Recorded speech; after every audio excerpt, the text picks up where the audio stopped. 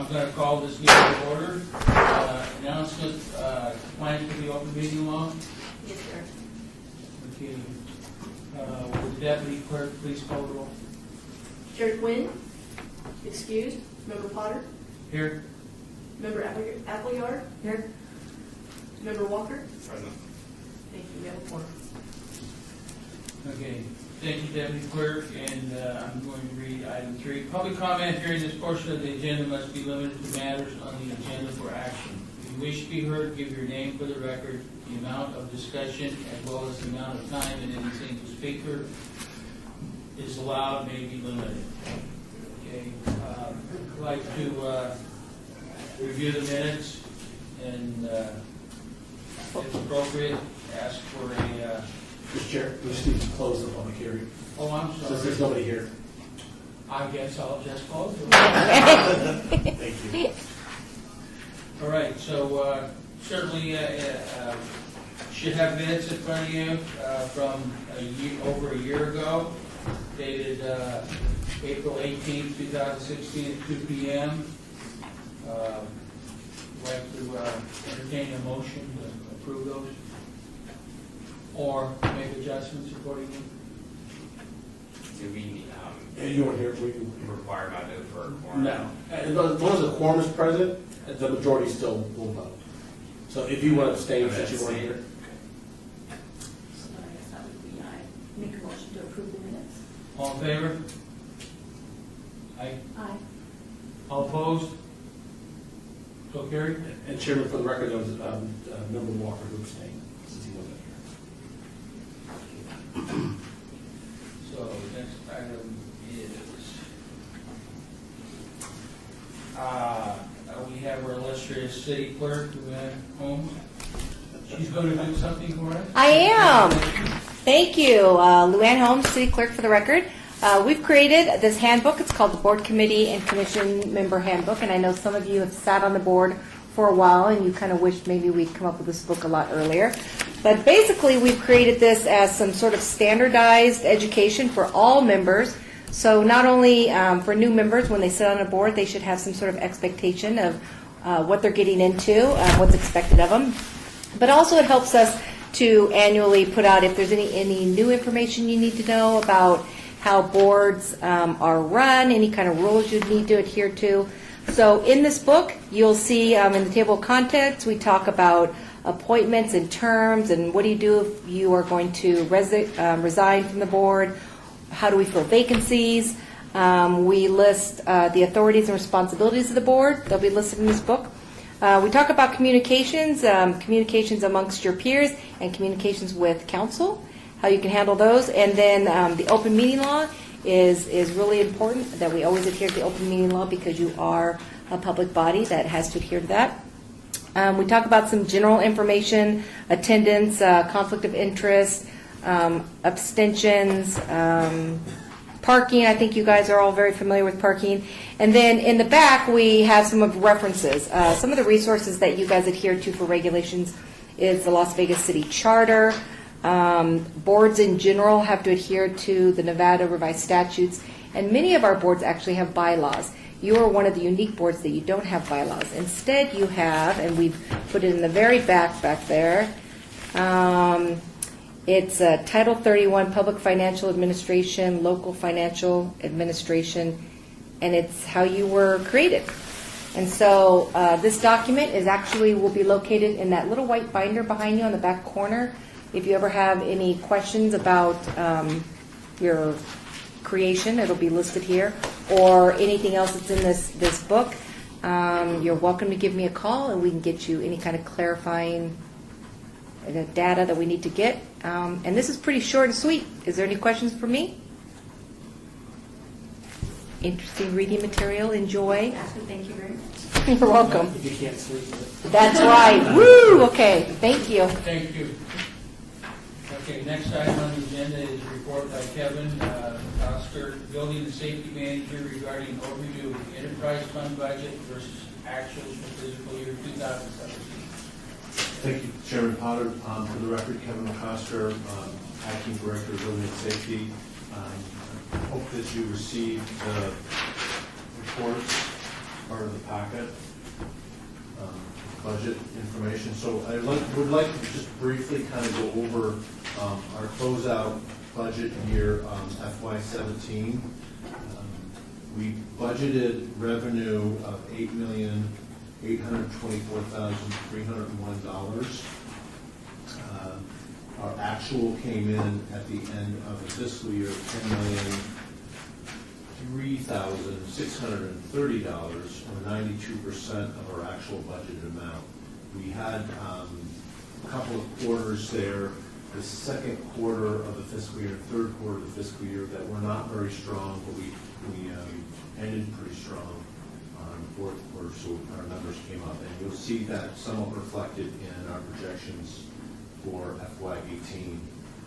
In terms of the expenses, our total labor budgeted for FY17 was $9,085,680. Our expenditures in that the labor category was just about $7.7 million, or 84%. We had some savings in vacancies that accommodated some of the savings in our labor costs. In terms of our discretionary expenditures, our total expenditures was $2,892,524. We budgeted 3.4. We ended up spending 85% of our discretionary money. So we're pretty close in terms of both labor and discretionary funds, between 84 and 85%. What's interesting about this is we budgeted a loss of $1.6 million, and only ended up with $556,000 in loss to the, from a budgeted perspective, revenue over expenses. Was there any specific questions about FY17? Kevin, Chair Potter, did you, in your first opening statement, what was your revenue you said? The revenue for FY17 was $10,003,630. You got a very small version of that.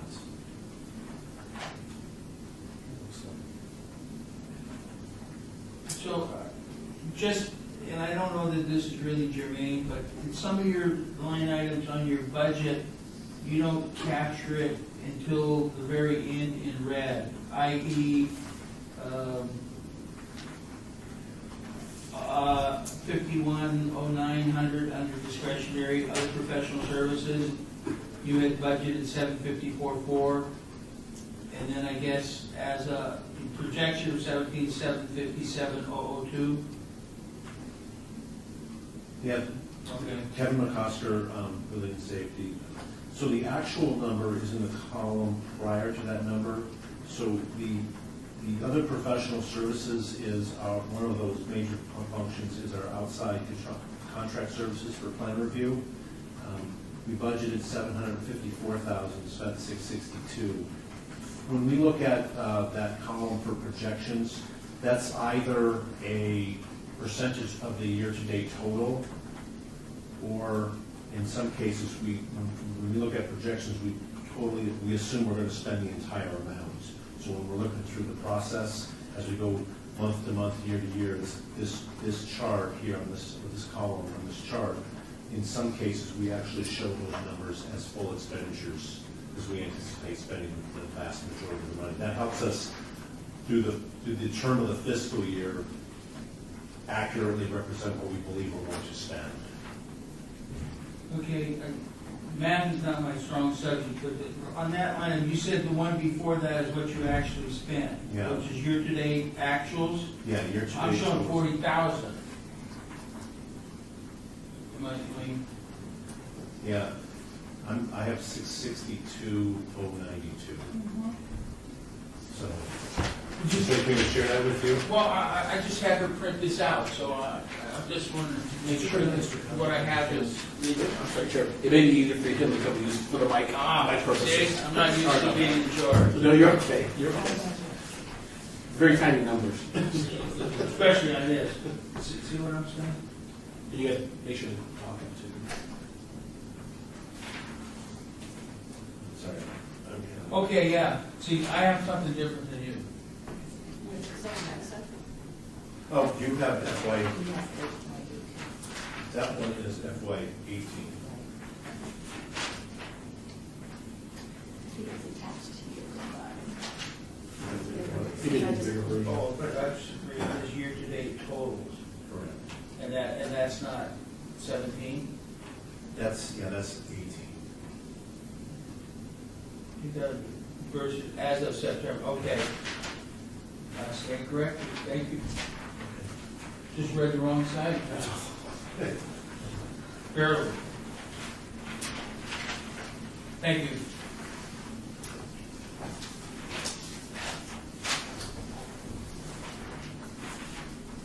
So tell us what all that means.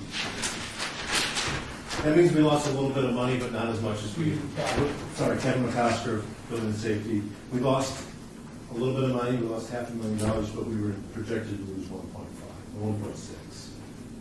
So we're dipping into the fund balance a little bit this year, not as bad as we anticipated, so that sounds like a success, at least to some degree.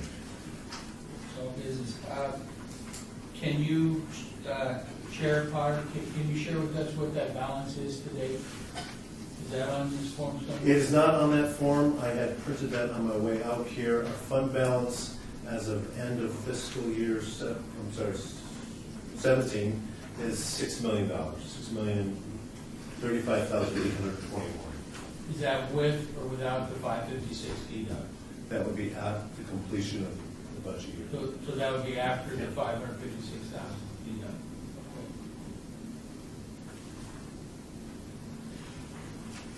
Any questions from the board?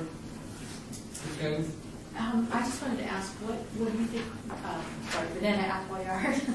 I was just wondering, what do you think, how you saved the difference, or what do you think caused you to have less of a loss? Oh, yeah. Kevin McCosker, Building and Safety. Most of the loss came from our expenses. We spent 84% of labor costs and 85% of discretionary money. So the 84%, yeah, vacancy, a lot of Yeah. vacancies. Yeah, so we had saved some money on labor and on discretionary expenses. So that's where it comes from. Thank you. A follow-up on that, Chair Potter, what, in those two categories, what would you indicate was the biggest savings in terms of your discretionary savings and your labor? What areas? Off the cuff. Off the cuff, well, our labor expenses are pretty set. The one area that we did save on the labor side was, we only spent 60% of our budget overtime expenses. We budgeted 261, and it was 261,500, and spent 156,671. So that was the biggest savings on the labor side. I mean, in terms of a percentage, in terms of dollars, it looks like it's going to be the,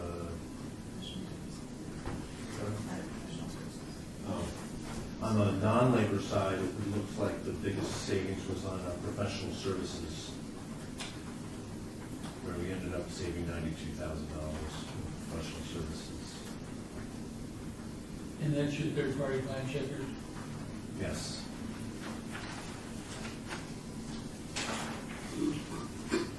Matthew, any questions? Do you think that software update pushed any projects into a different quarter, or also you use more or less contract review to have any impact on the numbers in terms of plan review dollars, permit dollars? I don't, Kevin McCosker, Building Safety, I'm not sure I can say that definitively, but I have to believe that there's some times, initially when we went live with Infor10 in June, there was, more time spent in training and getting part of that process, going forward. So yeah, I would assume, I don't know if I have a solid number to say definitively, but from a kind of a qualitative thought process, I think that's an accurate statement. That we spend more on consultant services at the end of the fiscal year because of the new software upgrade.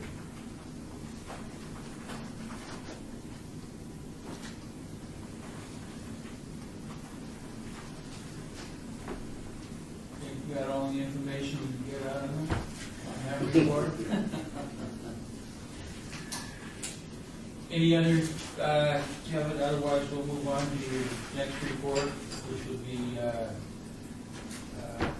enterprise fund budget versus actual for fiscal year 2018. Thank you, Chairman Potter. Kevin McCosker on Building Safety.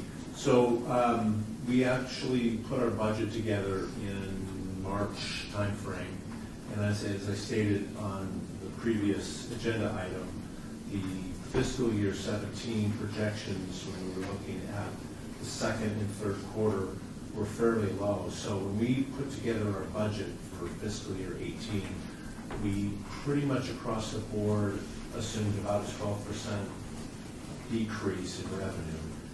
And I think that's, from a perspective that we were not making as much money as we projected in FY17, we were taking a conservative perspective on what FY18 was going to come through. So we actually budgeted less in revenue in FY18 than FY17. Our budgeted revenue for FY18 is $9,582,668. And currently, we have an actual expenses, actual revenues for the first quarter of FY18 of $2,847,710, or 30% of that revenue. So we're at 30% projected revenue for the first quarter of the year, so we're making, right now we're 5% more than what 25% will be assuming for the first quarter of this fiscal year. In terms of expenses, we budgeted $9 million last year. This year we're budgeting labor expenses to be $9.7 million.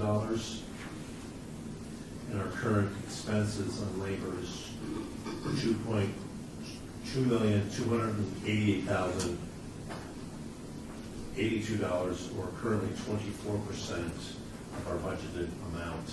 Our discretionary budget line items right now, we budgeted $3,848,852, and currently have spent $1,803,559, or 14% of our budgeted amount for the fiscal year quarter. So again, I think we're again looking at a perspective where we're not spending as much in our expenses than we are currently budgeted for. So we're trying to take a reasonable and prudent perspective on our budget.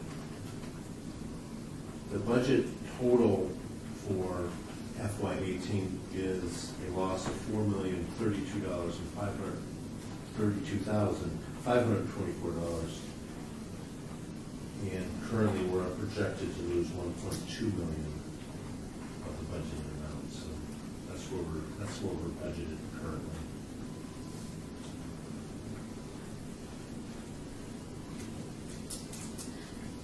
Do you have a lot of vacancies right now?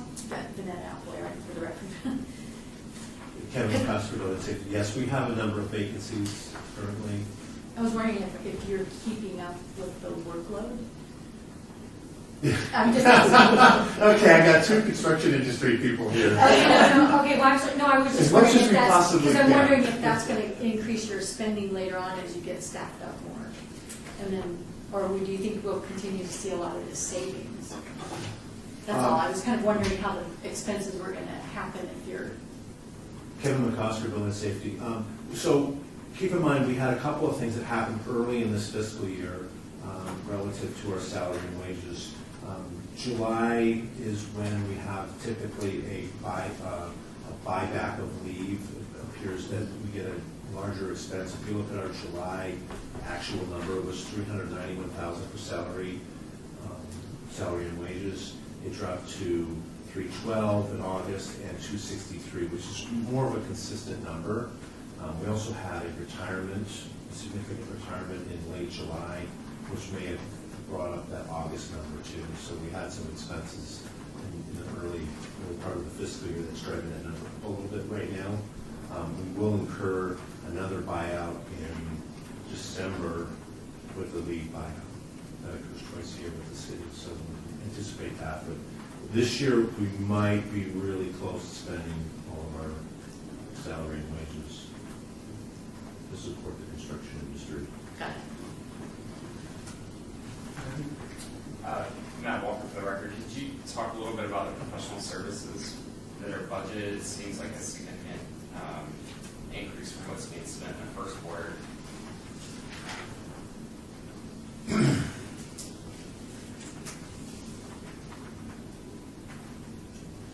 In terms of Kevin McCosker, building safety, in terms of, you're saying the first, so currently we have, we're in our projection for the year, we're actually carrying over the full budgeted amount. Currently, we have $80,000 we've expended in professional services. I'm sorry, $40,000 in professional services. We did not have a bill for July. August was $474, and in September was $40,000. So we're looking at only about a 5% expenditure currently in our professional services contract. But it will still track to that 750 number by the end of the year, you think? Or is there something causing it to be less than the first quarter?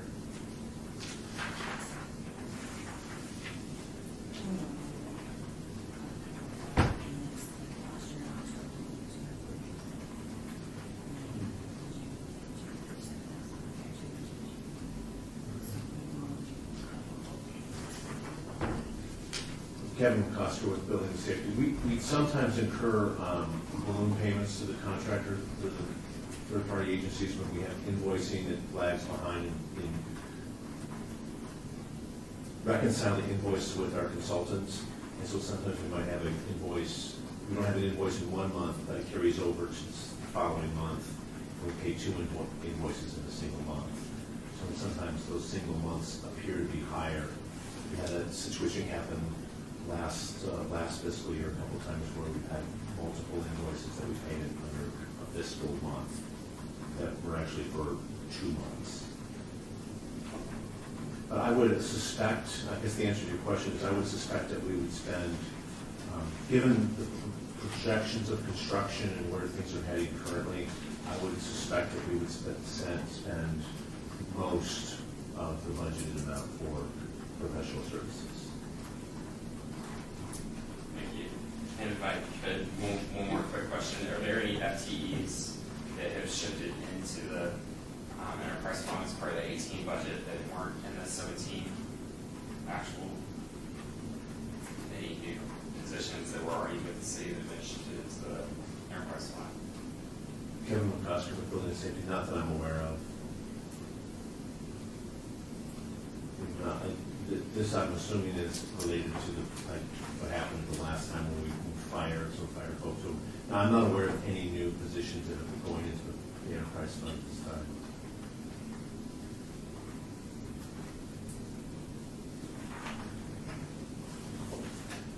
Chair Potter to Strzelanski, could you explain to me the difference between the facility charges versus the general government cost allocation?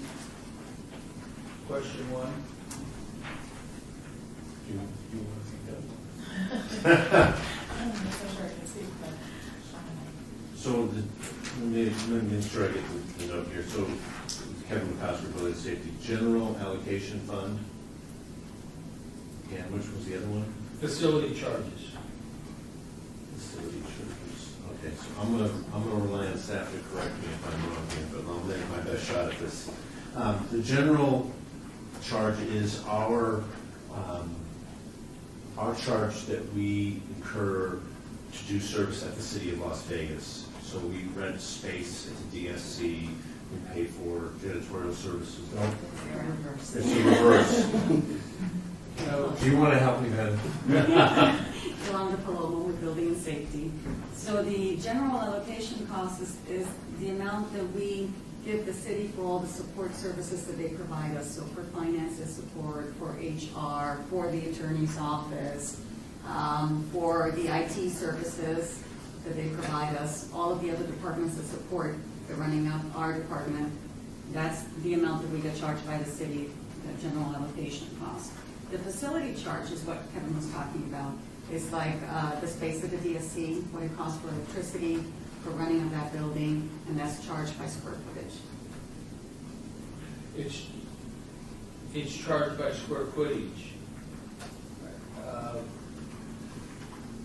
You mean like NV Energy? So the city facilities has looked at all of the expenses, including NV Energy, including what it costs to run the whole DSC. And I believe, and I can correct me if I'm wrong, I believe that they then broke it up by square footage, how much it cost the city per square foot of the DSC to cover all the expenses of that building. And then they came and they looked at the space that we were using and allocated an amount to us based on the square footage we were using. Okay. I think it would be prudent to see how that's done for the record, since we're supposed to be representing the taxpayers. And I'd like to see how that's calculated in terms of our department versus other departments, because I think we have a bigger fund than maybe, I'm not saying there is, there's just possibility of maybe charging us more than we should get charged. But more importantly, how do you calculate the governmental expenses also, the next category? So Yolanda Paloma with Building and Safety. Finance charges us based on the salaries of the department. It's about a 21% of the salaries Of everybody in the building? in the Building and Safety Department. Okay, 21%, that's the burden. Yes. And my question would go to that then, how is that calculated and justified? And obviously, as the enterprise fund, it appears that we have no input on that whatsoever, but we have the expense. So I would question how that goes about and put that before the board.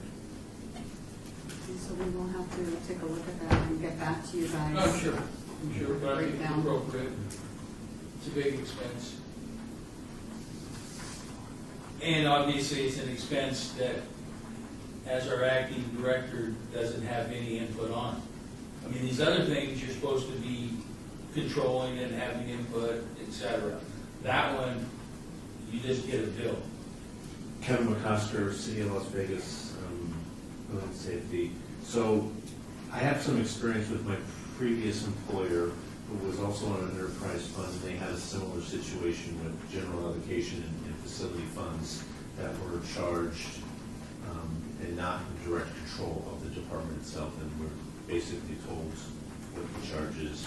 It's 21%, or it's a per square foot charge, and but we'll provide some data. We'll get some data back to the enterprise fund committee on how that works. Yeah, I think we have a reasonable expectation to address that. It is what it is, but I think we have a reasonable responsibility to question it, because that's one thing that those two you don't have any control over.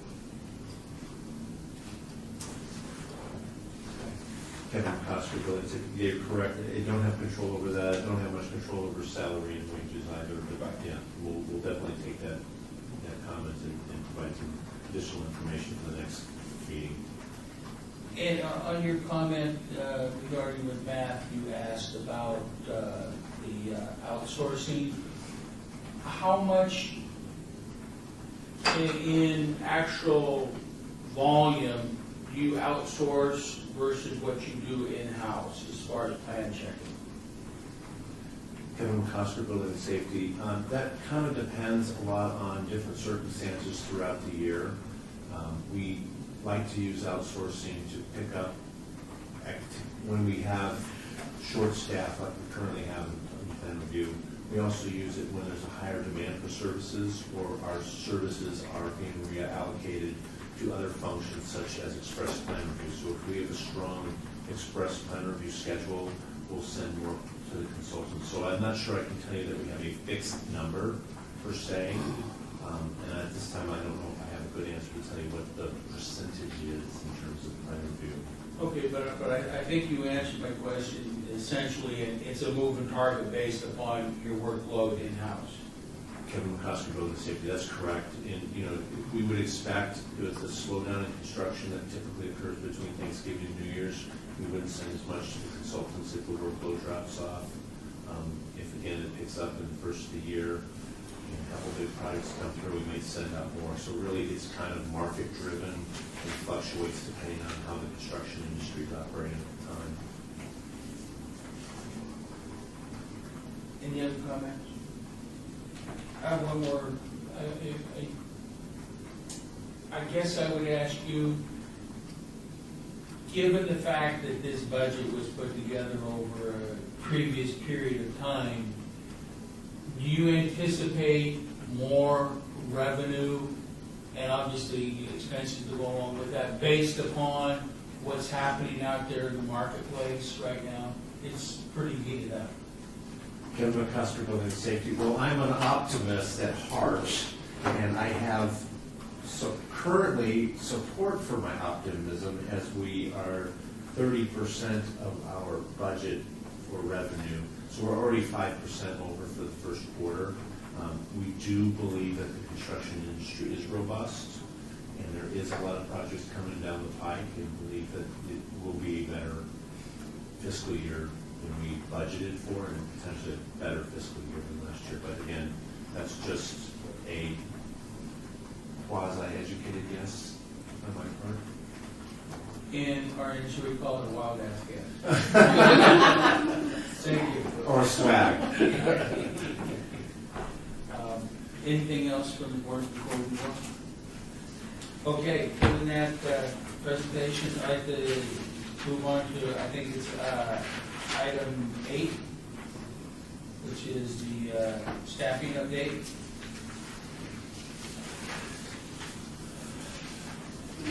Thank you, Kevin McCosker, Building and Safety. So I think it was important to let the Enterprise Fund Committee know where we sit currently with some of our vacancies and what we are doing with those currently. To start with the Administrative Support Assistant, or commonly referred to as ASAs at the Department of Building and Safety. These positions are typically our cashiers, repository, dispatch, information desk, those type of activities. We currently have 2 vacancies in the ASA category.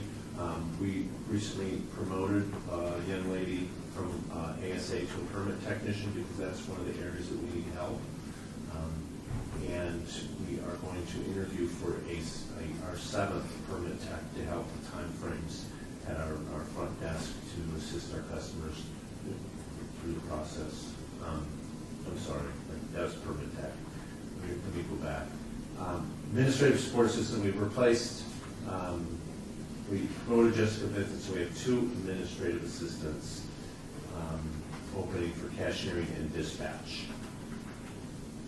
Inspection supervisor, we have 1 vacancy that was filled as of yesterday. One of our plans examiners had accepted the position of inspection supervisor, so that position is now filled and is currently onboarding in that position. We have 2 combination inspectors vacancies currently. We had a retirement and 1 vacancy. We selected a candidate who started on October 17th. We also selected a 2nd candidate, Austin Vick, and we will not be hiring him as we had some difficulties with him meeting HR requirements for pre-application or pre-employment verification issues. So we're going to go back and look at our opening, our vacancy list, our listing of employees or people who are interested in positions as a combination inspector, and reconduct interviews for that position. I believe we have applicants who are interested in the position.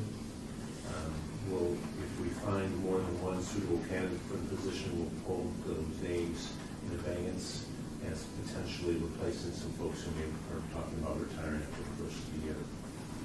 In order to support our N410 implementation and developing our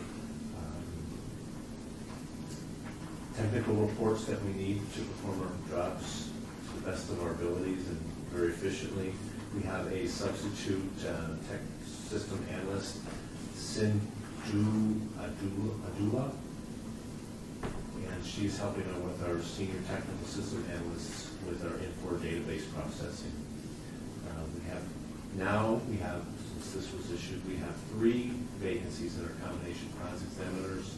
We pulled a listing from our Human Resources Department of folks that are interested in that position, and we'll be looking at grading applications and performing interviews for that. The upside of this is one of those areas where we can capitalize on our consultant contract when we have multiple vacancies. And the last position that we're currently seeking is a structural plans examiner. We have 1 vacancy. We have 1 employee in that current job title. So we believe that it would be a benefit to our customer base to have 2 structural plans examiners. If the one goes out for an extended period of time on vacation or what have you, then the only other structural plan review person is me. So I definitely see the merit of having somebody help us. But in any case, we're also looking at enhancing some short-term review processes, like front counter applications and structural fixes at the counter with a second plans examiner that does structural review. That way we can consistently provide a level of service to our customers. So that's our current staffing update. Matt Walker for the record. First, I want to commend Kevin for the work he's done to streamline and find efficiencies in the plan review and plan submittal process. We've been hearing a lot of positive feedback from the industry, and but we're very concerned about field inspection in terms of the number of rollovers we're experiencing, and we're very interested to hear about how we're going to tackle that through this plan. Kevin McCosker, Building and Safety. I appreciate the positive comments, and I do recognize that we have a rollover issue on the field services side.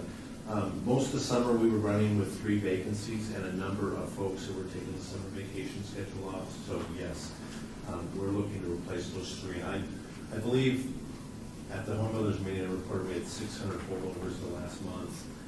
We believe that the 3 new employees and a typical 16 to 20 day work month, that equates to about 20 to 30 inspections per person.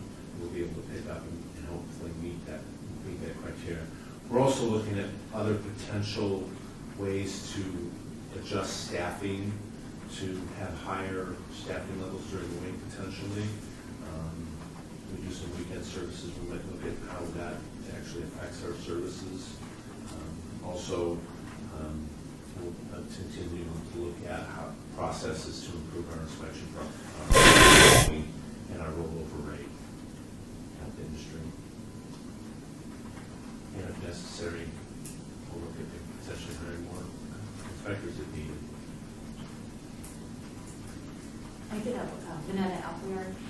You mentioned that you were going to have some retirements in January, or you thought you were going to have some perceived retirements. I was just wondering how the tsunami or the gray tsunami is hitting your, because I know it takes a little while to hire people and get them up to speed, and I was wondering if you had a lot of those in your department.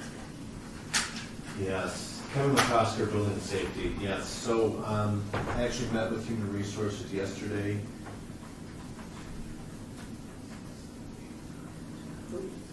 I actually, of the 22 inspector positions that I have in our department, I have 10 of them that are eligible to retire as of today. That means they either have 30 years of service or they have their 25 years and 60, or whatever the combination is that makes them eligible to retire, they are in that process. And we've had a number of conversations with staff who have identified their interest in retirement. Doesn't mean they're going to retire, it's just we have a number of folks that are eligible. So yeah, we definitely have an issue with that. Potentially, we might looking at the contract services if necessary to meet the demand. I mean, that's another area that we've talked about a little bit internally, if necessary, if 10 of the 10 or 8 of the 10 all decide that January is their day, we'll find some way to make things work. Or I'll be carrying Demand. inspections.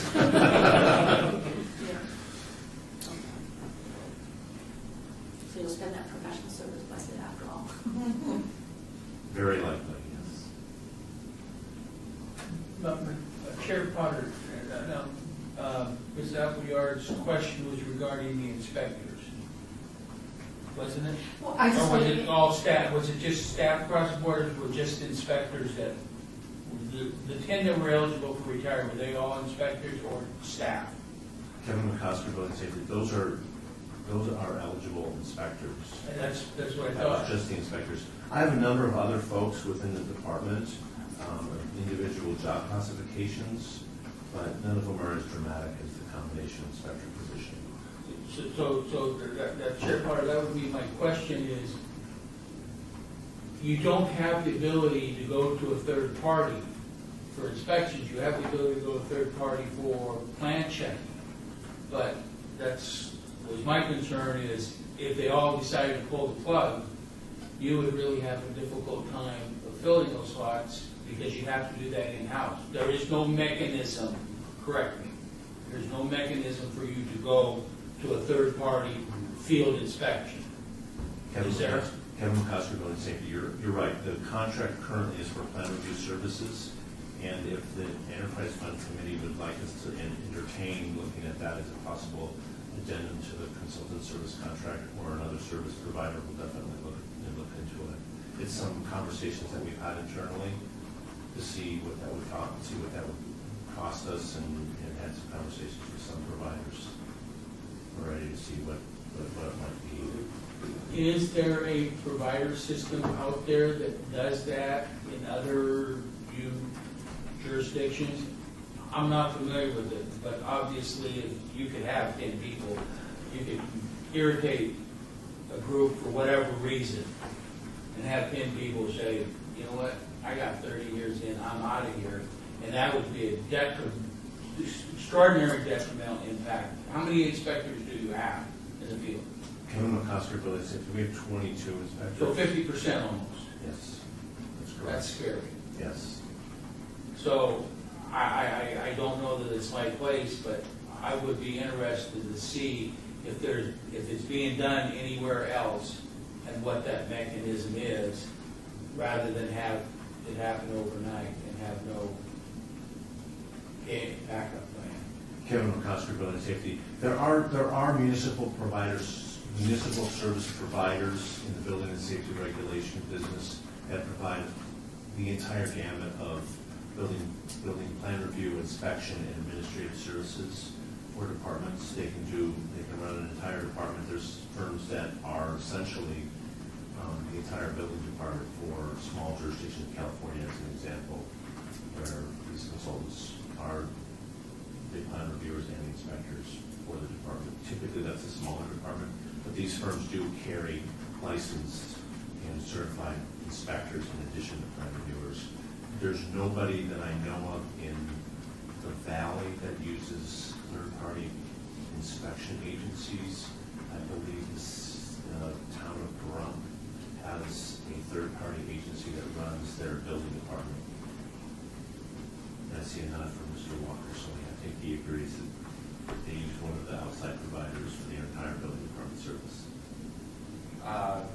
I believe that their inspection status are still employees of the county, and that their plan review, regulatory processes, et cetera, are done by Charles Abbott and Associates, but just check on that, so double check. Mr. Chairman, you do have the ability, this is Bryce Scott, city attorney, assistant city attorney. You do have the ability to direct staff, if you'd like to see a report based upon other alternatives that they may propose if in fact that scenario happens.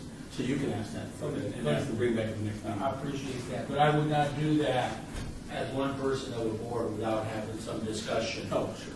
That's all. But I appreciate that. I think it's important to look in that direction of, in the event that we have almost 50%, as what you call it? It's the silver tsunami. That's Silver tsunami. What about the QAAs that you have on now? Would that be an easy route to go to under an emergency basis, since they already do QAA on certain scopes? I mean, obviously they do soils, the concrete, the steel, some structural issues. Given the cost of building and safety, although I think we could capitalize on some of the activities that they're certified to do, there are still some activities within the building and safety realm that would still require somebody outside of a QA agency. I do know that we do have the ability to go to third-party agencies, and I've started those conversations with some of the agencies to see if they have inspection staff. So we've started some preliminary conversations with staff to see if it's even available to us. Bureau Veritas and the current provider, Interwest, who was a previous provider, and CSG Consultants I've spoke with, but they all have inspection services that they could provide. So it's possible to do that if that's the case. So we've started. I want to say that we're not blind to the fact that we can lose 10 inspectors overnight, but we're definitely looking at. We started the conversation to see how that might play out. It's really not my place to make suggestions here, but I was just indicating or wanted to know if maybe an interlocal that you could do with the other jurisdictions to possibly use their inspectors to inspect in our jurisdiction, just on a kind of a limited basis.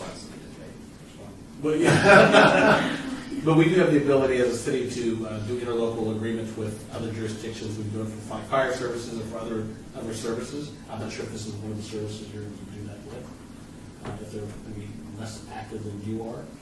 Kevin McCusker with Building Safety. Their potential, and I've never seen this before, but I believe the potential would exist since we have an interlocal agreement with a third-party special inspection program, where Clark County approves the agencies and approves the inspectors.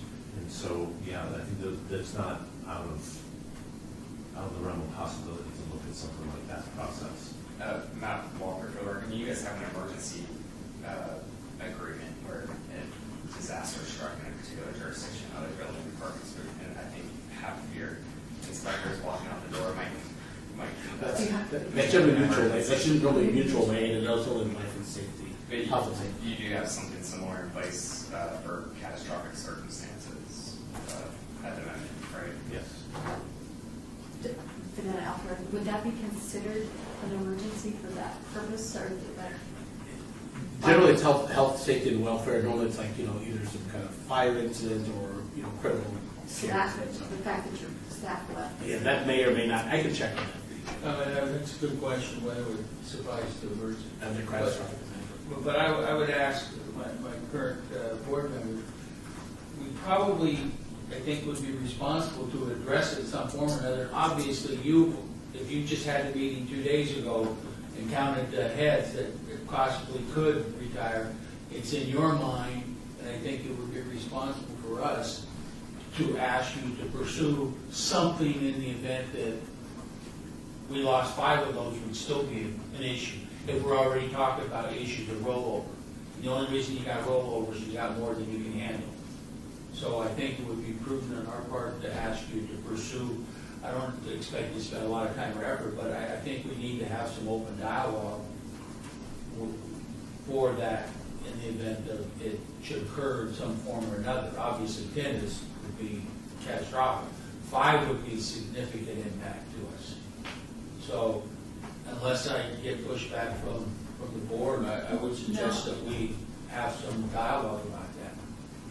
Kevin McCusker, Building Safety, I would totally be open to starting the dialogue and figuring out catastrophically departures of staff in our inspection area, what plan we could put forward with either third party, have some options, third party mutual, interlocal agreements, or have a laundry list of things that we could look at as a process. Exactly, or combination thereof. Or combination thereof. I would believe that the interlocal agreement would help put out the fire, but I would believe that they would get their stuff first. We would go to the bottom of the cube, which probably wouldn't be very advantageous for us. So, any other questions regarding? I have one more question from Vanessa out there. Do you have a lot of training that has to take place as well with, get them entrenched into the city of Las Vegas way of inspecting? I'm just wondering timing-wise how much that takes away from your out in the field, so to speak. Kevin McCosker, Building and Safety. Yes, there's some training time involved. The essential part of the inspection process should be addressed by their certification and job experience. So if we hire a certified inspector or bring someone in who is properly certified to do inspections, the core of the service should be generally addressed, but the how we do work and the culture of our inspection process would need some training. There would need to be some time spent to get the right loans, to get the feel for how we do the job. So they couldn't just hit the ground running per se. They'd have to do a little training. Kevin McCosker, Building and Safety. Yeah, there would have to be some level of training, but in a crisis, if we lost 5 to 10 immediately, we might short circuit some of that just to get the certified person quick cultural training and get them out the door. Okay. Any other questions on staffing? All right, thank you, Kevin. That was very eye-opening. Next item on the agenda is the possible action regarding the results of Vegas reporting measures. I'm talking. Do you want to take this? Yolanda Palomo with Building and Safety. The city has developed a new way to measure our performance. And so it's now called Results Vegas. And so what you see in front of you is what we've developed for our goals for our department. The key performance indicator for us is going to be customer service.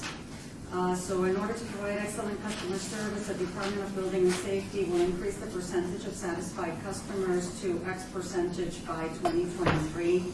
This year will be our baseline. We're developing some questionnaires that we're going to be sending out to the customers starting this month, to the contractors and to the homeowners as well. And then on a quarterly basis, we'll be sending out the survey to collect information on how we're doing. And then the supporting measures to customer service. Number one, in order to provide excellent customer service, the Department of Building and Safety will increase the percent of applications submitted online by 33% by 2023. Applications submitted online is a new function with our new permitting system. You can now start the application, so instead of doing the paper version and bringing in the paper, you can at least start that process online and then bring in your plans to submit. It's our first step in going towards electronic plan review, which will be next. Number two, in order to provide excellent customer service, the Department of Building and Safety will increase the percent of permits issued online by 50% by 2023. We had 8 permit types that were available online last year. This year we're up to about 21 or 22 permits. We just added photovoltaic. So our hope is the permits that do not require plan review to get them online so that our customers can get them from the office, print them, pay for them, and get the inspections without having to come down to the offices. And then the last one, in order to improve public safety, the Department of Building and Safety will reduce identified non-permitted work by 5% by 2023. So those are the supporting measures that we hope will get us to improving our customer service. These we're going to be reporting out quarterly. The city is building a dashboard that's going to have a public, the ability to display to the public these measures and how we're doing on a quarterly basis. So once that's up and running, we can provide you with the link to that so you can see what it looks like. Very good. Any questions? You did well. It was a good question. Thank you, Yolanda. Item 10, I got another report, it looks like, Mr. Kevin, but I don't know that you didn't really already touch on that quite a bit. Kevin McCosker, Building and Safety. So I did provide in with the agenda, the summary of our building permit activity, which includes our January to September 17 and our January to September 16. I'll highlight a couple of key elements that we're looking at in terms of permits, why we believe that this fiscal year is going to be a positive one. I'm sorry, this probably should be FY17 and FY18. So year over year, between last year and this year, in the same time frame between January and September, is we did 1,188 permits last year from January 16 to September 16, and from January to September 17, we did 1,273 residential permits. That's an increase of 6.68%. Our miscellaneous residential permits, we did 7393 over 7945, for an increase of 6.95%. So it's been pretty consistent on the residential side of the house for the calendar year, that we've seen almost a 7% increase in construction activity. So we're fairly optimistic at this point. On the commercial side, we did 36 new commercial building permits last year this time and 48 this year, for an increase of 25%. New TIs, 576 last year, and 706 permits this year, for a total increase of 20%. So the commercial industry is ranging between 20 and 25%, albeit with the commercial new permits, it's a fairly small sample size, but it is consistent with the TI, at least in an order of magnitude. Our inspection total is only up about 1.1% over the same year total. So the inspection numbers haven't risen as much. I'm not sure I can account for why we have a 25% increase in commercial permits, but only a 1% increase in inspections. So maybe y'all are doing a better job, and we're not failing as many inspections in doing those. So, but that's generally an optimistic perspective so far with the calendar year comparison. And like I said, this is fairly good news of our summary of our building permit activity at this point.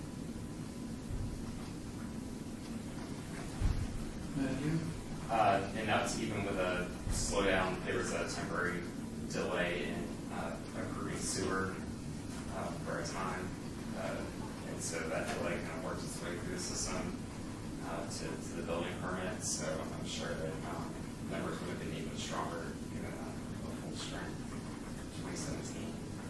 So I think we should plan on continued strong increases in the next year on the residential side. The Kevin McCosker Safety, was that specific to a project? Specific to county islands and our local sewer. So it's kind of caused some delays in some projects, some of those. Does anyone have any questions? Okay. All right, I have a question for Brian. Do we need to vote on any of these reports? We just heard them and took them? Yeah, the only time you vote, Brian Scott, Assistant City Attorney, the only time you vote is like number 4, we say, for possible action to approve final minutes. That's the only time you require it. I have a question for our acting director, Mr. McCosker. How long have you been on board? Kevin McCosker, Building and Safety. I started with the City of Las Vegas on December 19th of last year. All right, so we can hold you a little bit accountable then. I didn't know how long. Chairman Potter, you may hold me accountable all the time. Yeah, but you know, we try to hold you accountable for the things that have occurred since you've been president. How's that? Fair enough, thank you. Okay, item 11, citizens' participation. Public comment during this portion of the agenda must be limited to matters within the jurisdiction of committee. No subject may be acted upon by the committee unless that subject is on the agenda and is scheduled for action. If you wish to be heard, give your name for the record, the amount of discussion on any single subject, as well as the amount of time on any single speaker is allowed, may be limited. And there's no one present, so I will close that portion. And before we do adjournment, I think this is your first attendance, so welcome. Thank you. I didn't plan on talking as much, so. Good to talk to you That's guys. my quick question, that's what we're here for, hold these people accountable. Not that they don't do a good job. With that, thank you, meeting adjourned. You know, but that's happening in law as well. The silver tsunami.